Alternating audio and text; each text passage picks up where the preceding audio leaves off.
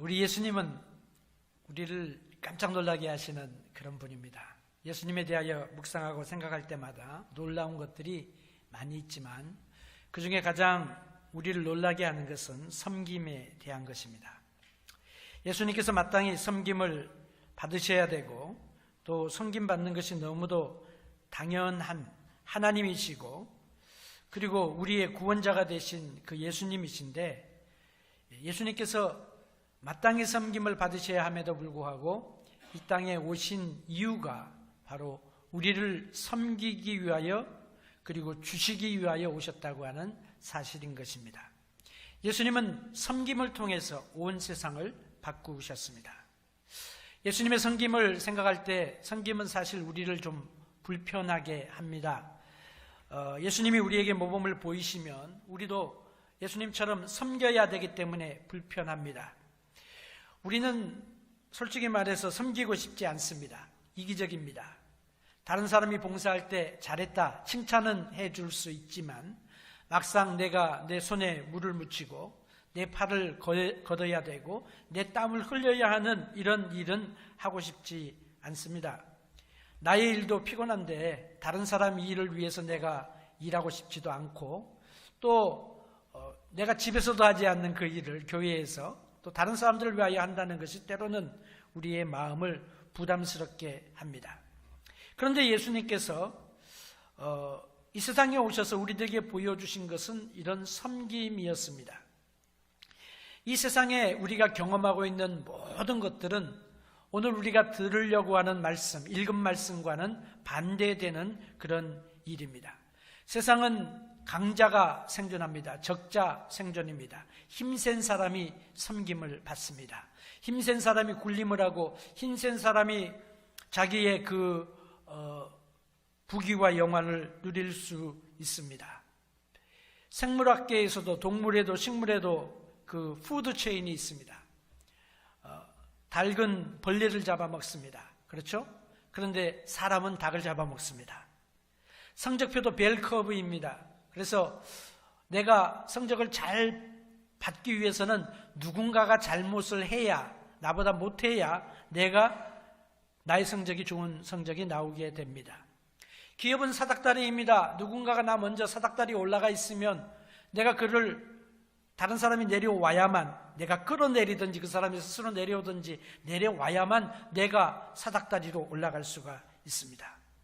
우리는 존경받기를 원하고 높아지기를 원합니다. 얻기를 원하고 쌓아두기를 원합니다. 그리고 우리는 섬기지 않고 섬김을 받기를 원합니다. 그런데 오늘 본문의 말씀은 바로 우리를 향하신 주님의 말씀인 것입니다. 우리가 총회를 앞두고 있습니다. 본문을 통해서 섬김에 대한 주님의 교훈들을 앞으로 한두 주 더 우리가 묵상하면서 은혜를 받기를 원합니다. 자, 섬기는 지도자이신 예수님, 그 예수님을 통하여서 오늘 세 가지 것을 묵상하게 될 터인데 예수님이 섬김에 대하여 어떤 시각을 가지고 계시니까 예수님의 시각, 예수님의 관점을 보겠고 두 번째로는 예수님의 섬김에 대한 태도 그리고 우리의 태도가 어떻게 해야 되느냐 태도를 우리가 묵상할 것이고 마지막은 섬김의 가치, 예수님이 부여하시는 섬김의 가치를 우리가 묵상하기를 원합니다. 첫 번째 지도자이신 예수님은 섬김에 대해서 우리에게 새로운 시각을 열어주십니다. 새로운 관점을 보여주십니다. 섬김에 대한 예수님의 생각은 아주 급진적인 시각입니다. 예수님의 말씀은요, 세상의 가르침과 반대입니다. 세상은 뭐라고 이야기합니까? 지배하라, 통치하라, 다스리라, 누르라, 이게 세상의 이야기인데 예수님은 섬기라고 말씀하셨습니다. 오늘 본문에 보면 두 개의 이야기가 연결되어져 나오고 있습니다. 하나는 야고보와 요한의 이야기고 그 다음에는 소경된 두 소경의 이야기가 나옵니다. 그리고 그 사이에 28절이 결론인데 인자가 온 것은 섬김을 받으려 함이 아니라 도리어 섬기려 하고 자기 목숨을 많은 사람의 대속물로 주려 함이라고 말씀하셨습니다. 예수님은 자기를 주심으로 온 세상을 위한 희생제물이 되기를 원하시는데 제자들은 관심이 다른 데가 있는 거예요. 예수님은 다른 사람들을 위하여 자기가 죽고 십자가에 달려 돌아가시고 모든 수욕을 당하시고 오늘 본문에도 자세하게 갈수록 날이 가면 갈수록 자기의 고난에 대해서도 분명하고 명확하고 자세하게 설명하시는 그 예수님의 말씀을 들으면서 이 제자들은 자신들에게 집착되어져 있습니다. 예수님은 섬기고 주시고자 하는데 제자들은 여전히 섬김을 받으려고 하는 것입니다.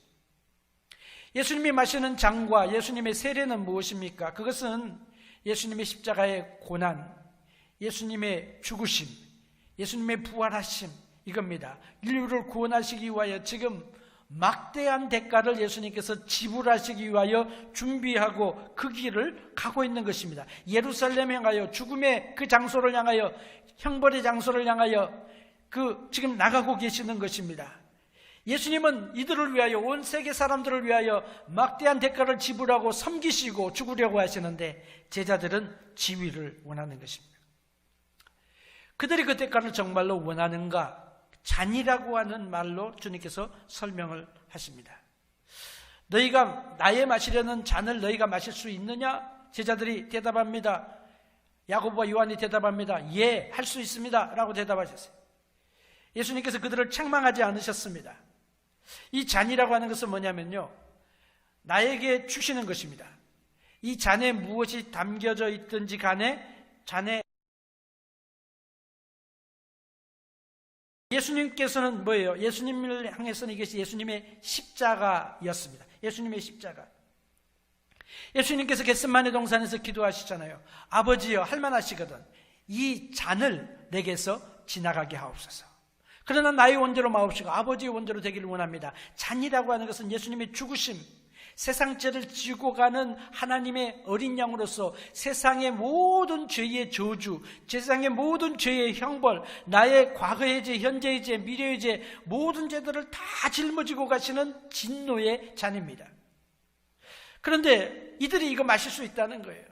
예수님께서 하시는 말씀은 그래, 너희가 과연 이 잔을 마실 것이다. 예수님께서 그렇게 말씀하시죠. 그러나 너희가 나의 잔을 마시는 건 분명하지만, 그리고 그 말씀처럼 야고보는 예수님이 십자가 달려 돌아가신 것처럼 야고보가 최초의 순교자가 됩니다. 최초의 사도 중에서 제일 먼저 죽는 사도가 바로 야고보가 됩니다. 사도 요한은 끝까지 삽니다. 자기의 그 생을 다 누리지만 순교자의 삶을 살게 되는 것입니다.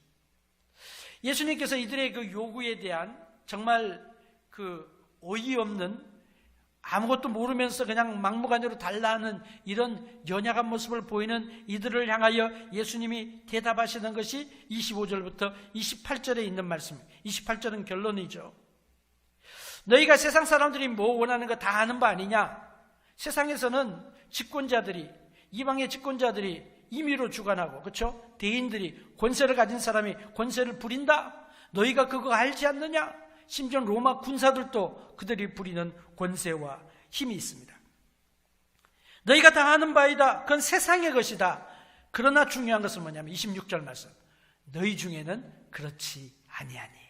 다 같이 따라합시다. 너희 중에는 그렇지 아니하니. 우리가 주목해야 될 말씀이에요. 세상에서는 임의로 자기 마음대로 행합니다. 권력 있으면 지 마음대로 가잖아요. 그렇잖아요.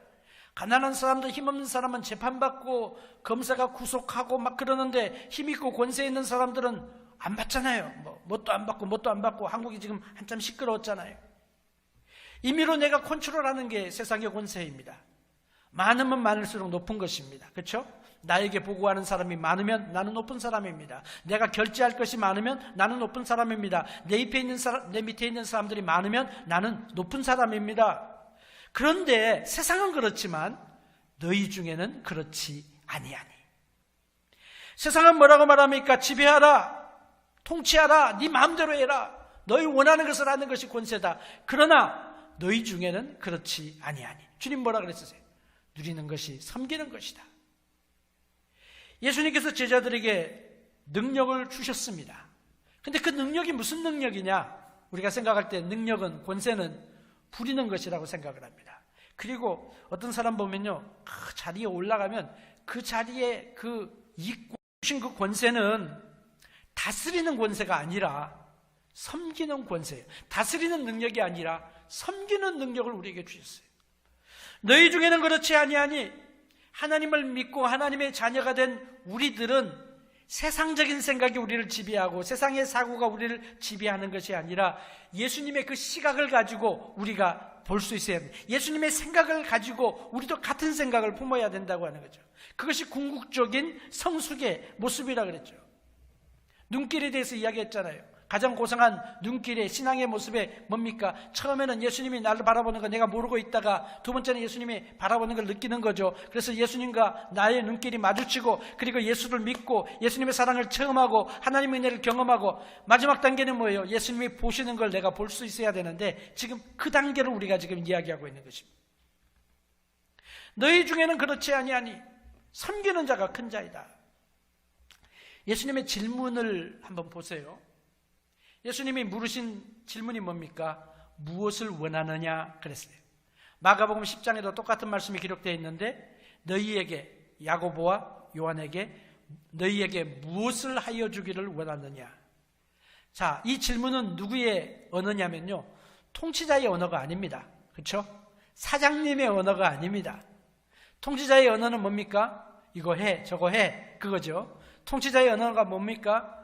너 뭘 바치려고 해? 그 말이죠. 정치자금 얼마나 가져올 수 있어? 이게 통치자의 언어입니다. 예수님이 무엇을 원하느냐? 이 말은요, 종의 언어입니다. 종이 하는 그런 질문입니다. 무엇을 도와드릴까요? 무엇이 필요합니까? 제가 도와드릴 수 있는 것이 무엇입니까? 이거는요, 통치자가 아니라 서번트가 하는 거예요. 예수님께서 두 소경에게 물어보신 질문도 똑같은 질문이에요. 너희에게 무엇을 하여 주기를 원하느냐? 무엇이 필요하냐? 종의 언어를 예수님이 사용하고 계시는 거예요. 종의 언어. 섬김이라고 하는 것이 뭐냐? 섬김은 나의 필요, 나의 요구, 나의 욕망이 충족되는 것이 아니라 다른 사람의 필요를 채워주는 게 섬김입니다. 우리가 섬긴다고 하면서 잘못 생각하는 부분들이 있습니다.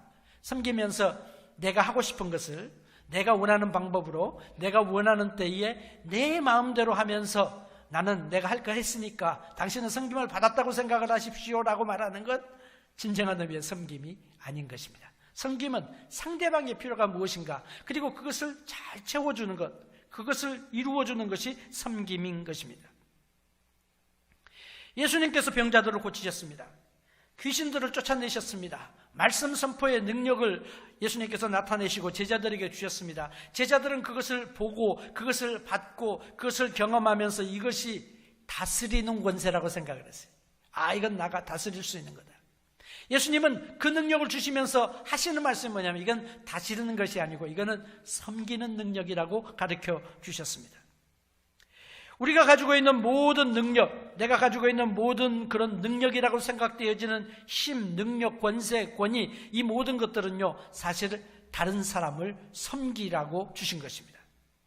하나님의 은사를 우리에게 주신 것도 나에게 신령한 은사가 있다, 나에게 일반적인 은사가 있다, 내가 지위가 있는 것도, 내가 직분이 있는 것도, 내가 또 높은 자리에 있는 것도, 내가 어떤 관계 네트워크를 가지고 있는 것도, 이 모든 것들이 다른 사람을 위해서 군림하고 나의 유익을 위하여 다른 사람을 매니플레이트하기 위하여 주신 것이 아니라 다른 사람을 섬기기 위하여, 그래서 그들을 잘 섬겨서 궁극적으로 그들도 내가 누리는 하나님의 은혜에 들어갈 수 있도록 영혼을 구원하는 그 일을 위하여 주신 것이라고 주님께서 확인시켜 주시는 것입니다. 목사의 직분이 뭡니까? 군림하고 누리기 위해서 당회장임내하고 내 말 들으시오, 그게 아니라 말씀을 증거함을 통하여 섬기는 것입니다.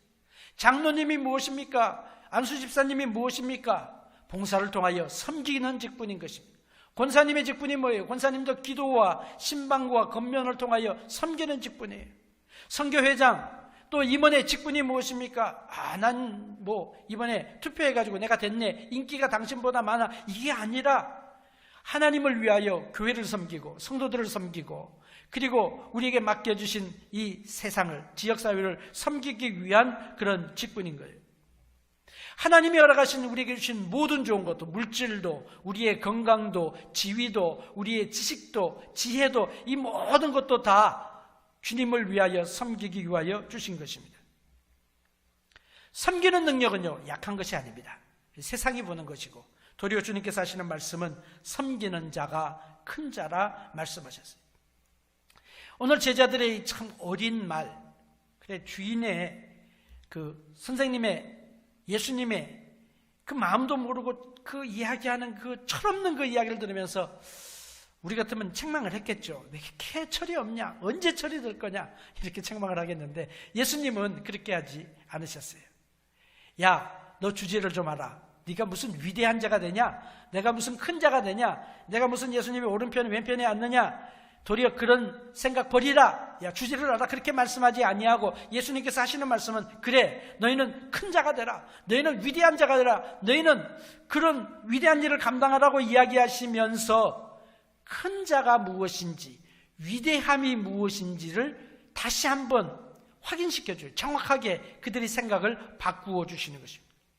자, 생각해 봅시다. 똑같은 원리예요. 자유가 뭡니까? 우리가 생각하는 자유는 뭡니까? 자유는 내가 하고 싶은 것을 내 마음대로 하는 것이 자유라고 생각을 합니다. 그러나 그렇습니까? No, 그렇지 않습니다. 내가 만약에 내가 하고 싶은 것을 내 마음대로 하고 산다면 그 사람은 자유자가 아니고 육적인 육체의 욕망의 노예가 되어진 사람입니다. 그렇잖아요. 노예예요. 그 사람은 돈 하고 사는 사람은요, 돈이 많아서 자유함이 아니라 돈 때문에 쩔쩔매고 돈 때문에 사람 버리고 돈 때문에 관계 끊고 돈 때문에 이혼하고 이러는 건요, 돈이 노예가 되는 거예요. 돈의 노예가 되는 거예요. 진정한 자유의 의미가 뭐냐? 예수님이 하신 말씀을 우리의 삶에 적용하면 진정한 자유는 내가 하고 싶은 욕망을 통제할 수 있는 게 자유입니다. 내가 하고 싶은 것, 세상적인 것, 죄를 범하는 것이 아니라 하나님 말씀에 순종하기로 결정하는 것이 자유고 능력입니다. 사랑하기로 결정하는 것입니다. 바르게 살기를 위하여 절제하는 것이 자유인 것입니다. 그래서 능력은 다른 사람을 죽이는 것이 아니라 다른 사람을 죽이고 싶은 욕망을 통제하고 그 죽이고 싶은 그 사람, 미워할 수밖에 없는 그 사람을 내가 도리어 사랑하는 것이 참 능력이라고 주님께서 말씀해 주십니다. 우리가 위대한 삶을 살기를 원하느냐? 잘했다. 위대한 삶을 살기를 원하면 그 위대함을 누리는데 위대함이 뭐냐? 그것은 섬기는 것이다 라고 말씀해 주셨습니다. 사실 우리 주변에 달라는 사람 있잖아요. 이것도 주세요, 저것도 주세요 하는 사람들 보면요, 굉장히 피곤하게 만듭니다. 그렇죠? 사람을 피곤하게 합니다. 그러나 섬기는 사람은요, 다른 사람을 편하게 만들어줍니다. 섬기는 사람. 그래서 위대하게 되는 것은 좋은 것인데 위대함의 참다운 의미가 뭐냐? 위대함은 섬기는 것이다. 사랑하는 성도 여러분, 우리가 총회를 앞두고 우리가 회장이 뭐냐? 임원이 뭐냐? 섬기는 거다 하는 그런 마음의 자세를 가지고 섬기는 생활은 예수님 닮아가는 생활이잖아요. 예수님처럼 섬기는 생각에 가득해서 예수님의 시선을 가지고 살아가게 되기를 주의 이름으로 축복합니다. 자, 두 번째로 섬기는 지도자, 예수님에게 우리는 섬길 수 있는 능력을 달라고 간구해야 됩니다. 간청해야 됩니다. 자, 섬기는 태도가 어떤 태도입니까? 오늘 두 가지 태도를 보여줍니다. 만약에 우리가 삶을 섬기는 것이 우리의 삶이라고 할 것 같으면 문제가 있습니다. 그 문제가 뭡니까? 우리는 섬길 수 있는 능력이 우리에게는 없습니다. 섬길 수 있는 능력이 없어요. 섬기고 싶어도 못 섬깁니다. 그렇죠? 대부분은 섬기기를 원하지만 그러나 섬길 능력이 없습니다. 못 섬기는 거예요. 그래서 섬기다가 어때요? 섬기다가 시험에 듭니다. 섬기다가 화가 납니다. 섬기다가 그냥 집어치웁니다. 섬길 수가 없어요. 왜? 섬길 수 있는 능력이 우리에게 없기 때문에 그런 거죠. 1993년도 그 유명한 소설 토마스 케닐리가 쓴 그런 글에 근거해 가지고 스티븐 스필버그가 감독해서 만든 영화가 있습니다. 유명한 영화죠. 쉰들러스 리스트라고 하는 영화가 있습니다. 흑백 영화인데요, 아주 잘 만들었어요. 그 유대인들을 이제 구원해주는 쉰들러에 대한 이야기인데, 주인공 오스카 신들러가 사실은 처음에 좋은 사람은 아니었어요. 그냥 약삭 빠른 나치의 그 실업가입니다. 사업가입니다. 그가 이제 비즈니스를 하고 싶은데 자기가 매니지먼트 할 수 있는 능력이 없잖아요. 커넥션도 없잖아요. 그러니까 유대인 중에 그런 거 할 수 있는 사람을 선택을 합니다. 그래서 그 사람을 통하여 그 게토에 있는 네트워크들을 이용하고 유대인들을 이용해가지고 비즈니스를 하는 거예요. 돈을 엄청나게 많이 법니다. 그러다가 이제 이제 전쟁 말기, 2차 대전 말기가 돼 가니까 그가 이제 그 독일 사람들이 한 그 여러 가지 그 만행들을 보면서 생명의 가치를 깨닫기를 시작합니다. 그가 변화되는 거죠. 그래서 이제 그 마지막에 그 내용이 뭐냐면 2차 대전이 끝날 때에 다 가스챔버에 들어가서 죽어야 될 사람들을 폴란드로 옮겨가지고 폴란드에서 그들을 구하는 1105명이나 되는 많은 유대인들을 자기의 재산을 다 털어가지고 빈털터리가 돼요. 그 사람이. 그러면서 그들을 구하는 아름다운 이야기가 그 쉰들러 리스트입니다. 근데 거기 나오는 장교가 있어요. 아몬 고트라고 하는 장교가 있습니다. 이 사람은요 아주 성질이 급한 아주 철저한 그런 나치주의자입니다. 다른 사람을 아주 무자비하게 죽여요. 유대인들이 보이면 그냥 죽이는 거예요. 심심풀이로 죽이는 거예요. 그래서 사람들을 죽이는데 이 사람이 이제 살인자이지만은 장교죠. 이 쉰들러를 좋아하게 됩니다. 존경하게 됩니다. 그래서 이 쉰들러가 이 고스가 아주 그냥 악랄하게 군다고 하는 이야기를 유대인들로부터 듣고 그를 이제 만나서 이야기를 해줍니다. 좋아하는 사람이 이야기하니까 듣잖아요. 능력이라고 하는 게 뭐냐? 내가 원하는 것 하는 것이 능력이 아니다. 내가 원하는 누구든지 죽이는 것이 능력이 아니다. 도리어 능력은 내가 죽이고 싶은 그 욕망을 제어하고 용서해 주는 게 능력이다 라고 그렇게 이야기를 합니다. 그 이야기를 듣고 이제 이 고스가 이제 실천을 합니다. 그래서 그전 같으면 자기에게 잘못한 사람, 청소 잘못한 사람 있으면 총으로 그냥 죽였는데, 지나가는 심부름 안 하면 총으로 쏴 죽였는데, 이 사람들에게 이제 용서를 해주기를 시작하는 거예요. 그냥 가라 그러고.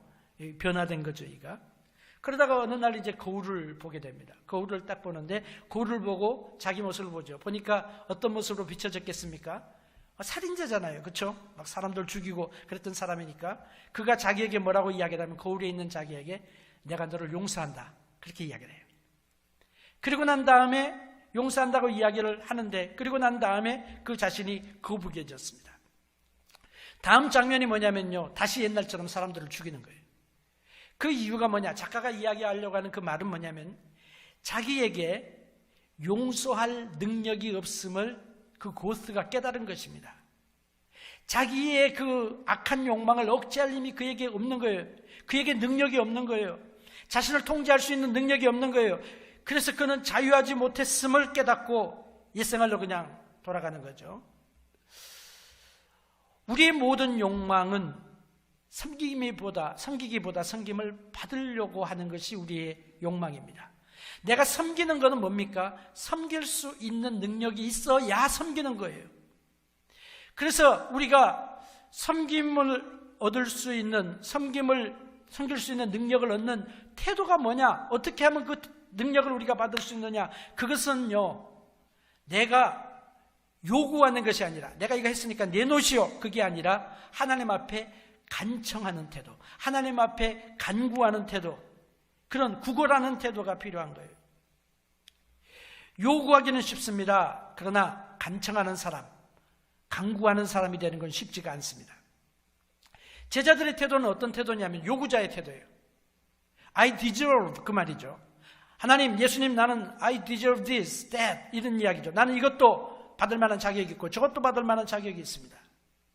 소경들이, 뒤에 나오는 소경들이 예수님께 구하는 태도는요, 요구하는 태도가 아니라 간구하는 태도예요. 구걸하는 태도예요. 제자들의 태도는 나는 이거 받을 자격이 있습니다. 나에게 주십시오.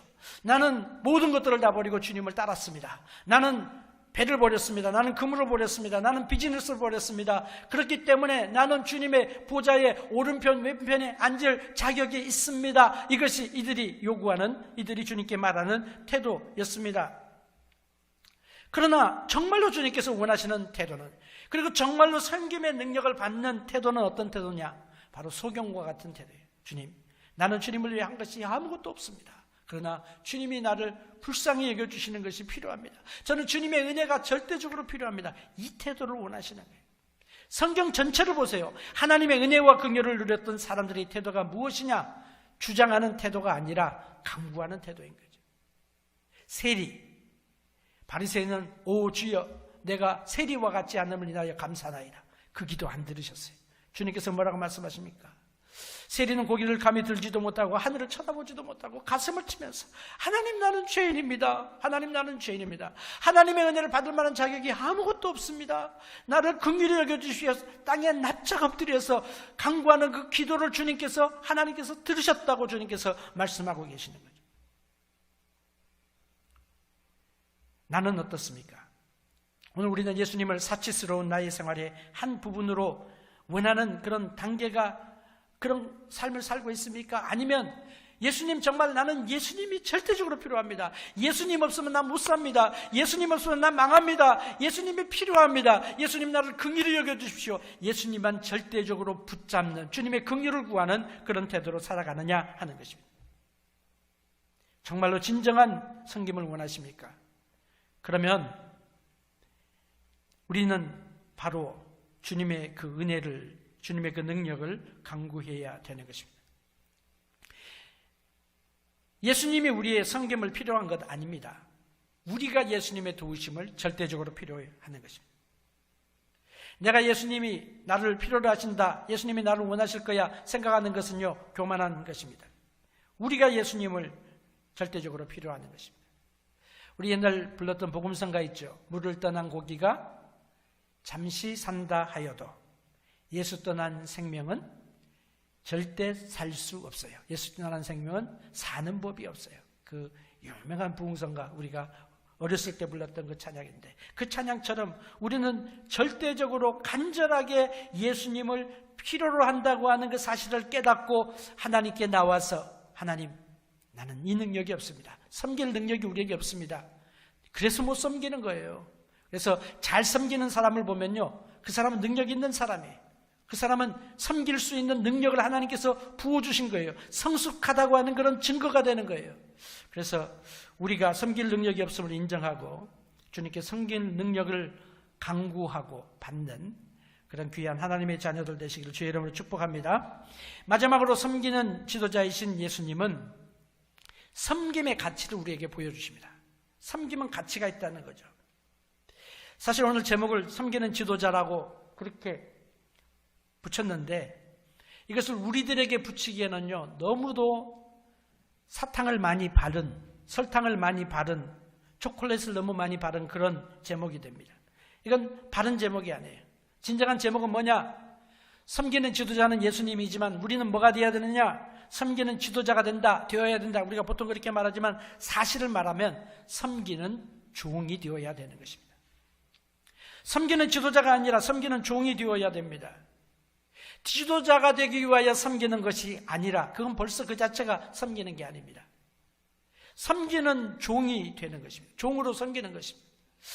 우리가 그 말로는 종입니다라는 말을 하지만은 사실은 종이라는 말을 들을 때 굉장히 기분 나쁩니다. 그렇죠? 그래서 종입니다라고 이야기하다가 종으로 취급을 하면요, 굉장히 기분 나쁩니다. 나를 종인 줄 알아? 그러고 안 하죠. 예, 삐딱이 해가지고 안 하는 거죠.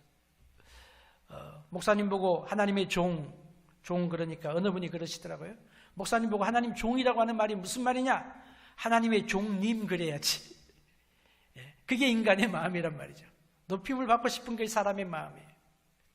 그러나 주님의 사랑은, 사랑이라고 하는 것은 섬김의 그 정도에 따라서 사랑을 우리가 측정할 수 있죠. 우리가 무엇을 주는가, 그 사랑을 알 수 있는 것입니다. 얼마나 우리를 섬기는가, 그 사랑을 알 수가 있는 것입니다. 예수님께서는 우리를 위하여 자기 자신을 주셨어요. 모든 것을 다 주셨어요. 자기 자신을 주셨다고 하니까 우리가 주님께 나를 드리는 것과 비교할 수 없는 것입니다. 그렇죠? 우리의 가치는 유한한 것이지만 주님의 가치는 무궁한 것입니다. 우리의 가치는 한정적인 것이지만 주님의 가치는요, 영원한 것입니다. 그렇잖아요. 하나님이시니까. 사람을 아무리 많이 더한다고 해도, 피조물을 아무리 갖다 놓는다고 해서 창조주가 될 수가 있습니까? 그럴 수 없거든요. 하나님이신 예수님께서 우리를 위하여 귀한 것 다 주셨어요. 다 쏟아 놓으셨어요. 마지막에 십자가 달려 돌아가시면서 온몸 다 벗기시고, 그렇죠? 부끄러운 모습 그대로 드러내시고, 머리에 가시관 쓰임을 당하시고, 양손과 양발에 대못을 박히시고, 이 여기에 박힌 그 대못, 이 못이 실제로 발견이 됐습니다. 1세기의 십자가 형태에서 발견이 됐는데, 발굴이 됐는데, 거기에다가 이렇게 보면요, 움직일 수가 없대요. 왜? 신경이 지나가기 때문에 짜릿짜릿 해가지고 견딜 수가 없는 거예요. 그냥. 전기 고문 받는 것과 같은 그런 고통인 것입니다. 근데 예수님께서 다 주셨어요. 심지어는 땀까지 다 흘리시고, 피까지 다 흘리시고, 물과 피가 쏟아져 나왔어요. 예수님께 남은 것 아무것도 없이 우리를 위하여 다 주셨어요. 이게 예수님의 사랑인 것입니다. 근데 우리가 경험하면서 생활하다 보면요, 달라는 사람 있잖아요. 가만히 누워가지고 낮이나 밤이나 계속적으로 섬김을 받는 존재가 있습니다. 누구죠? 갓난아기들. 갓난아기들은 늘 섬겨줘야 됩니다. 어른이 섬겨줘야 됩니다. 엄마가 섬기고, 언니가 섬기고, 가끔 가다가 아빠가 섬기고, 또 할머니가 늘 섬겨주고, 그래서 섬김을 받아요. 항상 들어누워서 먹여달라, 입혀달라, 기저귀 갈아달라, 그 다음에 또 밤에 일어나가지고 아빠 엄마 피곤한 줄도 모르고 그냥 젖달라, 막 그냥 그러고 그냥 떼쓰잖아요. 섬김을 받아야 되는 거죠. 그러나 섬기는 사람들은요, 성숙한 사람들입니다. 그래서 잘 섬기는 분들 있잖아요. 섬기는 분들을 우리가 인정해 드려야 됩니다. 아, 저분은 믿음이 좋구나. 누구는 청소하기 좋아서 청소하는 사람 있습니까?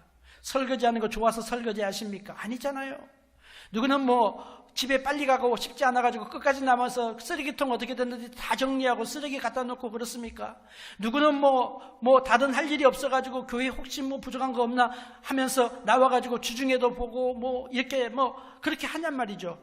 이렇게 할 수 있는 거는요, 성숙한 거예요. 섬길 수 있는 능력이 있는 거예요. 그래서 그러는 거예요.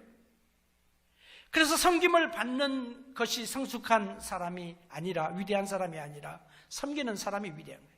섬기기 시작하면 이미 성숙했다고 하는 증거가 되는 것입니다. 주님께서 그런 말씀을 하시죠. 섬김은 위대한 것이다. 섬김의 가치는 위대한 것이다. 위대하기를 원하느냐? 섬겨라. 크기를 원하느냐? 큰 자가 되기를 원하느냐? 섬겨라. 그것이 바로 천국의 가치고, 그것이 바로 섬김의 가치고, 그것이 바로 너희들 중에는 그렇지 아니하니, 우리들 중에는 그렇지 않다는 거죠. 세상은 뭐라고 하든지 간에 우리는 주님의 가치관을 따라 살아가는 것이 주님을 기쁘시게 하는 것이다 라고 하는, 이 종이라고 하는 단어가 참 좋은 단어입니다. 세상에서는 제일 싫어하는 단어, 교회에서는 제일 좋아하는 단어. 모세도, 그 유명한 모세도 종이라는 말을 썼습니다. 그 믿음의 사람, 오늘 장로님 저를 위해서 기도하면서 사무엘처럼, 저는 그 기도가 너무너무 감사하고 좋아요. 제발 그렇게 좀 기도해 주세요. 근데 그 사무엘도 종이라 그랬어요. 하나님의 종이다. 사도 바울 얼마나 똑똑하고 잘났고 그렇습니까? 정말 박사학위를 따줘도 여러 개 가지고 있는 그런 사람이라고 말할 수 있는데, 얼마든지 출세할 수 있음에도 불구하고 그가 그거 다 버리고 주님을 위하여 종이 됐습니다. 자기를 뭐라고 이야기하느냐? 나는 예수 그리스도의 종이다. 그렇게 소개를 하는 거예요. 복음서를 쓸 때마다, 사신서를 쓸 때마다 자기 자신을 소개할 때 나는 예수님의 종이다. 그것도 보통 종이 아니라, 청지기가 아니라 반드 슬레이브다. 나는 예수님의 노예다. 그렇게 이야기를 하는 거예요. 예수님께서 자기 자신을 보고 뭐라고 말씀하시죠? 나는 섬기러 왔다. 다른 말로 하면 나는 종이다 라고 하는 말이에요. 마가복음의 주제가 뭡니까? 예수 그리스도가 종이다라고 하는 것이 마가복음의 주제예요. 예수님이 오셔서 우리를 위하여 하신 위대한 아름다운 모습은 종으로 우리를 섬겨주신 것입니다. 그래서 오늘 우리에게 주시는 하나님의 은혜를 우리가 이 가운데서 신앙생활의 그 성숙한 의미를, 오늘 말씀, 이런 말씀은요, 사실은 적과 같은 그런 말씀이 아니에요. 적과 같은 말씀은 여러분 잘 되기를 바랍니다. 여러분 축복받기를 원합니다. 여러분이 죄를 지어도 하나님이 벌 안 주시기를 원합니다. 무조건 뭐든지 잘 되기를 원합니다. 이런 말씀, 그렇죠? 하나님 우리를 사랑하십니다. 이게 중요한 메시지고 복음이지만 그것만 좋아하면 안 돼요. 믿음이 어린아이와 같은 것이죠. 오늘 이것은 성숙한 자들이 받을 수 있는 말씀입니다. 그리고 이 말씀을 받고 우리 모두가 성숙한 사람으로, 주님이 보시는 위대한 사람으로 세워지게 되기를 진심으로 소원합니다.